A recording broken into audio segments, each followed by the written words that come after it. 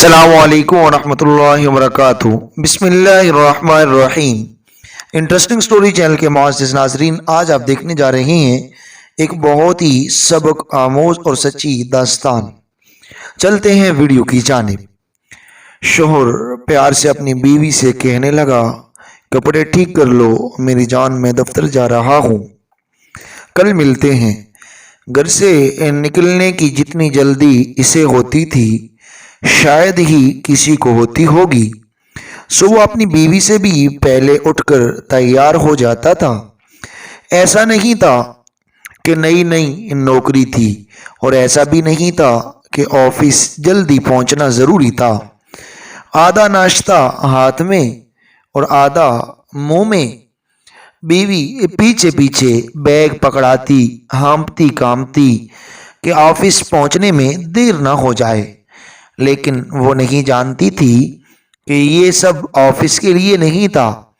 ناشتہ ٹھیک سے کیے بغیر گاڑی طوفان کی طرح اڑاتے ہوئے اسے آفس نہیں بلکہ آفس سے پہلے اپنی منہ بولی بیوی کے پاس جانا ہوتا تھا۔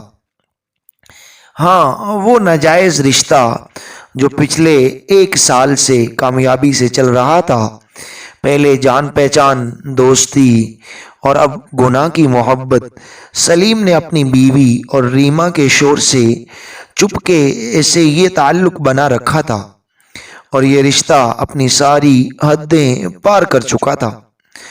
ریما کا شور صبح صبح جیسے ہی گھر سے نکلتا تو وہ اپنے آشنا سلیم کو فون کر کے بتاتی کہ وہ چلا گیا ہے اور تم جلدی سے آ جاؤ، اور سلیم اڑ کر وہاں پہنچ جاتا تھا۔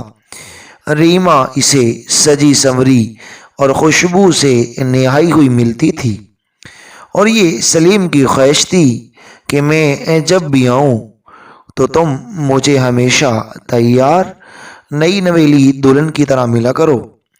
اسے اپنی بیوی کی طرح اجڑی ہوئی عورتیں پسند نہیں تھی، اس لیے ریما اسے دلہن بن کر ملتی تھی۔ صبح سویرے ان کو دیکھنے والا کوئی نہیں ہوتا تھا۔ ریما کا شوہر ایک شریف انسان تھا، اسے پتہ ہی نہیں تھا کہ اس کی ناک کے نیچے یہ لوگ روزانہ کیا کھیل کھیلتے ہیں، اور اس کی بیوی بھی کیوں اکھڑی رہتی تھی۔ جب بھی وہ اپنی بیوی کے قریب جانے کی کوشش کرتا تو وہ ہمیشہ ہی سے اسے بہانہ کر کے ٹال دیتی تھی۔ اسے نہ کوئی شک تھا اور نہ ہی کوئی فکر، اس لیے یہ دونوں اپنے حرام رشتے میں آگے بڑھتے چلے گئے تھے۔ یہ ملاقاتیں پہلے ہفتے میں 1 بار اور پھر روزانہ ہونے لگی۔ اپنی بیوی کو آفس کا کہہ کر یہ ریما سے ملنے چلا آتا تھا، اور 2 گھنٹے گناہ کے بستر پر گزار کر یہ اپنے آفس چلا جاتا تھا۔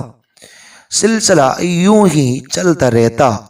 اگر ایک دن ریما کا شوہر طبیعت کی خرابی کی وجہ سے پلٹ کر گھر نہ آتا، ریما کا شوہر جیسے ہی آفس کے لیے گھر سے نکلا تو اسے سر میں شدید درد ہونے لگا، اور اس نے آفس جانا کینسل کر دیا اور اپنے گھر کی طرف چل پڑا۔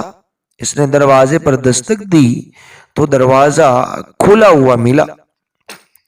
دروازہ کھلا ہے کیوں؟ وہ حیران و پریشان اندر آیا تو بیوی سے کہیں نظر نہ آئی۔ اندر سے کچھ آوازیں آ رہی تھی تو وہ بیڈ روم کی طرف جانے لگا۔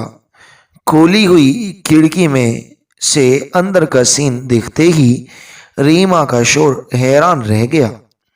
وہ تو ایک نظر اپنی ہر وقت اجڑی رہنے والی بیوی کو دیکھ رہا تھا، وہ جو ہمیشہ اجڑے لباس اور بکھرے بالوں کے ساتھ آدم بیزار صورت لیے رہتی تھی، اس وقت ایک دلہن کا لباس پہنے ہوئے خوشبو میں بسی ہوئی اپنے آشنا کے سامنے اس قبیح عمل میں مصروف تھی جس کا ذکر کرنے سے میری زبان قاصر ہے۔ ریما کا شوہر ایک شریف انسان تھا۔ اس نے ریما اور ریما کے آشنا سلیم سے کہا، مجھے تم دونوں سے یہ امید نہیں تھی، آج کے بعد یہ میری نہیں سلیم یہ تمہاری بیوی ہے، تم نے جو غلطی کی ہے وہ قابل معافی نہیں ہے، میں تمہیں کبھی معاف نہیں کروں گا۔ یہ کہہ کر ریما کو طلاق دے دی، اور ریما نے سلیم کو بہت منتیں کی کہ تمہاری خاطر آج میرے شوہر نے بھی مجھے چھوڑ دیا ہے۔ ابو اور امی پہلے فوت ہو چکے ہیں، بھائی اور بہن پہلے کوئی نہیں تھا، اب تمہارے سوا میرا اس دنیا میں کوئی نہیں ہے۔ سلیم نے یہ کہہ کر گاڑی آگے بڑھا دی کہ تم جیسی بدکارہ عورت اگر اپنے شوہر کو دھوکہ دے سکتی ہے تو مجھے بھی دے سکتی ہے۔ سلیم ریما کو بے یار و مددگار چھوڑ کر جا چکا تھا۔ سلیم نے ریما کی طرف مڑ کر بھی نہیں دیکھا تھا۔ آج ریما اپنی ایک غلطی کی وجہ سے روڈ پر آ چکی تھی، اور سلیم کے الفاظ ریما کے کانوں میں گونجنے لگے، میں تم جیسی بدکارہ عورت پر اعتبار نہیں کر سکتا۔ اگر تم اپنے شوہر کو دھوکہ دے سکتی ہو تو مجھے بھی دے سکتی ہو۔ اب ریما کو مرد ذات سے شدید نفرت ہو چکی تھی، اور سلیم کے کہے گئے زہر آلود جملوں کو سوچتے سوچتے ہی ریما کے دماغ کی نسیں پھٹ چکی تھی، اور وہ اس دنیا سے چل بسی۔ ریما کی یوں ہی دنیا بھی برباد ہو گئی اور آخرت بھی۔ کسی شاعر نے اس موقع پر خوب کہا، لمحوں نے خطا کی، صدیوں نے سزا پائی۔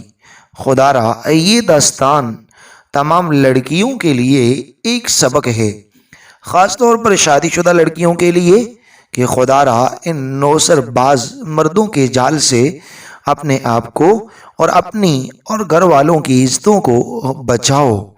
یہ تو غسل کرنے سے پھر سے پاک دامن بن جاتے ہیں، اور لڑکیاں ہمیشہ کے لیے بدکارہ۔ والدین کی رضامندی کے علاوہ خود کوئی فیصلہ نہ کریں۔ آج کل لڑکیوں کو نکاح کا جھانسا دے کر بھی استعمال کیا جاتا ہے۔ میں خود ایک مرد ہوں، اپنے تجربے کی روشنی میں بڑی سخت بات کہنے لگا ہوں، معاف کرنا۔ مرد سارے شکاری ہوتے ہیں۔ خدا را اعتبار کا زمانہ ختم ہو چکا ہے، اور تو اپنے آپ کو اور اپنی عزت کو ان کے شکار سے بچائیں۔